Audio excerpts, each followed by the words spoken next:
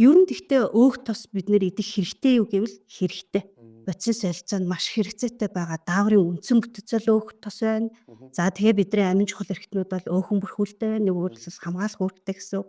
Гиш битийн дулаан зохицуулгын ч гэдэм үү, усны нөөц болдог ч гэдэм үү. Бие махбод бодис солилцоонд хэрэгтэй маш чухал үүргүүд бол байдаг. Мгм. Гэхдээ ямар өөхийг хизээ, Мгм. ямар хэмжээгээр идэх вэ гэдэг бол одоо хүний бас эрүүл мэндийн боловсролтой шууд хамаардаг гэсэн. Мгм. Тэгэхээр бид нар ойл болох одоо хэрэгжилж байгаа өөх тосныхоо тэгээд бид үл орлуулагдах тослогоор баялаг тэгээд өөхийг бол тодорхой хэмжээнд бол хэрэглэнэ. Одоо Мгм. Монгол бол одоо шар тосч гэдэг юм уу тий.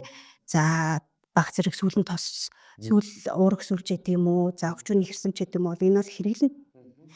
Харин одоо булчин махан дээр тогтсон хатуу өөх тосныг бол бид нар Мгм. хязгаартай хэрэглэнэ. Гэхдээ одоо халдвар тус өвчин онцлогдсон ялангуяа зүрх судасны өвчний өндөр эрсдэлтэй, за судасны хатууралтай, өөх тосны солилцооны алдагдaltaй хүмүүсүүд бол зарим өөх тосыг бол хордог, Мгм. зарим өөх тосыг бол бүр нэмж зөвлөдөг.